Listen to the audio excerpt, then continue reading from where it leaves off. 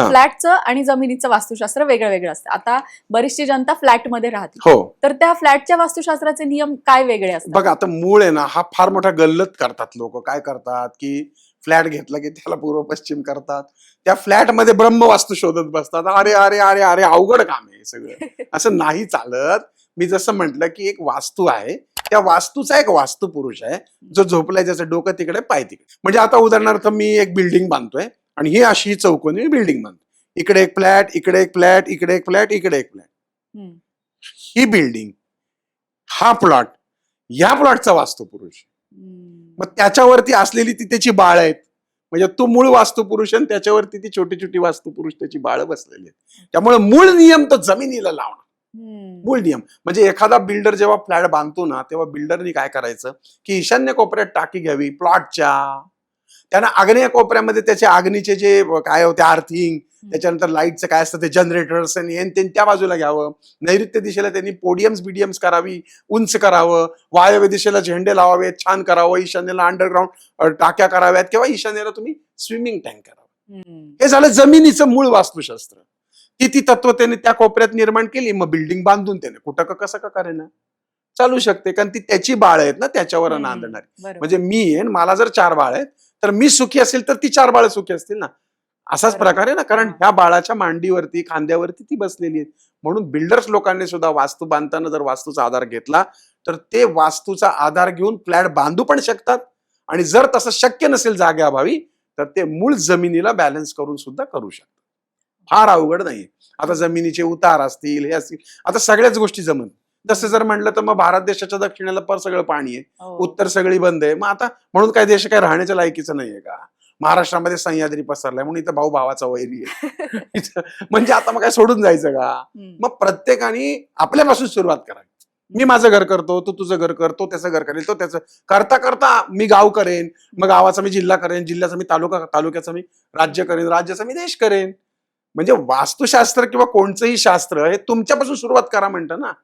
मी दिवा लावेन, मग तू लाव, मग तो लावेल, मग तो लावेल, असं करता करता तो प्रचार होईल चांगल्या गोष्टींचा. मग आमच्याकडे सण केले, आता तू लावणार ना हळदी कुंकू लोकांना, का बाई दे वाण घे वाण. म्हणजे हे बाई तुला लावते हळदी कुंकू, तू लाव मला, तुझं सौभाग्य आनंदी राहू दे, माझंही सौभाग्य आनंदी राहू दे, पण आधी तुझं राहू दे. मग ती म्हणते नाही तुझं पण राहू दे. ही जी भावना आहे ना, ही फक्त आणि फक्त या भारत देशामध्येच आहे. आणि म्हणून संतांचं प्रमाण या भारतामध्ये जास्त आहे. महाराष्ट्रात का जास्ती, त्यातल्या त्यात संतांचं प्रमाण जास्ती. ज्ञानेश्वरी असेल, तुकाराम गाथा, हे सगळं जास्ती. इथं वीरांचं सुद्धा वास्तव आहे. इथले वीर कधीच चुकले नाहीत. वीर तसे उत्तरेत पण होते, वीर राजस्थानात पण होते, पण प्रत्येकांना आपल्या घरातल्या मुली द्याव्या लागल्या. इथं मात्र तसं कधीच झालेलं नाही. म्हणजे या मातीचा तो गुणधर्म आहे. पण इथे भाऊ भावाचा वैरी होतो, कारण हा या मातीचा दुर्दैव आहे. म्हणजे रामायणातली एक गोष्ट आहे, मला वाटतं मी फार बडबड करतोय, पण आता तू दिलीस कॅसेट टाकून तर मी आता हे बघणार नाही माझं काय चालू आहे. काय झालं, रामायणामधली कथा आहे की ज्या वेळेस ते वनवासाला निघाले, वनवासाला निघाल्यानंतर सगळं मजल दरमजल करत करत इथे दंडकारण्यात तुझ्या नाशिकला आले, पंचवटीमध्ये ते आले. आल्यानंतर रोजचं काम होतं त्या लक्ष्मणाचं की जायचं, झाडं तोडून आणायची, खाऊ आणायचा, कंदमुळं, आणि ती रोजची सेवा ते अनेक वर्ष करत होते. निघाले होते तिकडून तसे, आणि इकडे आपले इथे आले नाशिक पंचवटीमध्ये. आणि 4-5-10 दिवस झाल्यानंतर लक्ष्मणाला वाटलंय काय चाललंय, मी माझी बायको सोडून आलो, हा याच्या बायको बरोबर, मी बाहेर झोपतो, मी सगळं करून आणतो, हे आपलं मी पाणी आणायचं, मग यांनी पूजा करायची, मरुदे म्हणलं आता असं करायचंच नाही, आता उद्यापासून बंद सगळं. दुसऱ्या दिवशी महाराज उठलेच नाही. राम आपले उठले, बघितलं लक्ष्मण झोपलेला आहे, त्याच्या कपाळाला हात लावला, गरम तर काय, म्हणजे अंग तर काही गरम लागत नाही, बरं आहे त्याला. आता ते रामच ना, त्यांना कळलं की काय गडबड झाली, असंच जाऊ दिलं. मग रामाने सगळंच केलं विचारे. एक 15-20 दिवस झाल्यानंतर शेवटी ते म्हणतात ना, कर्माची उपरती लक्ष्मणाला झाली, आणि लक्ष्मण अतिशय रडवेला होऊन रामापुढे गुडघे टेकले आणि दोन्ही हात वर करून म्हणला, परमेश्वरा प्रभू रामचंद्रा, मला माफ कर रे बाबा, म्हणला फार मोठी चूक झाली. मी तुझ्या सेवेसाठी सगळी योजना सोडून तुझ्याकडे माझी बायका पोरं सोडून आलो, पण का रे मला असं व्हावं म्हणलं.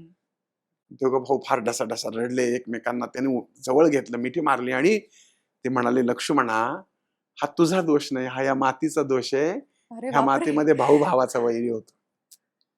हे नवीनच कळालं. हो, हे तुलसी रामायणात बकायदा लिहिलेलं आहे. मला ह्याच्यावरून एक मला नेहमी गंमत वाटते. चंबळचं खोरं म्हणल्यानंतर तुला काही विद्वान दिसतात का तिथं? का नाही दिसत? चंबळचं खोरं म्हणलं की डाकू डोळ्यासमोर आहे. डाकू. आपल्या इकडे प्रभात रोड म्हणलं की काय दिसतं? श्रीमंत लोक हो. दिसतात. आपल्या इकडे सदाशिवपेठ म्हणलं की काय दिसतं? थोडेसे किचकट लोक दिसतात, थोडेसे चिकित्सक लोक. म्हणजे त्या त्या वास्तूंचा परिणाम तिथल्या राहणाऱ्या लोकांवर होतो का नाही होतो, बरोबर. हेच गणित आहे इथे सगळं. अशी आहे गंमत. तर मग त्यामुळे तू बघ, या महाराष्ट्राच्या मातीतला कोणताही माणूस देशाचा पंतप्रधान अजून तरी काय झालेला नाही. खरंच नाही हा, झालं. आता कोणी नाही, राष्ट्रपती नाही का झाल्या प्रतिभाताई पाटील? अहो, पण त्यासाठी त्यांना राजस्थानची सून व्हावं लागलं. खरंच. काय की नाही, पंतप्रधान झालाय का? म्हणजे इथं बघा ना, कोणी पुढे गेला की अहो प्रत्येक घरात भाऊ भावाचा वैरी आहे. हम्म. काय करणार त्याला?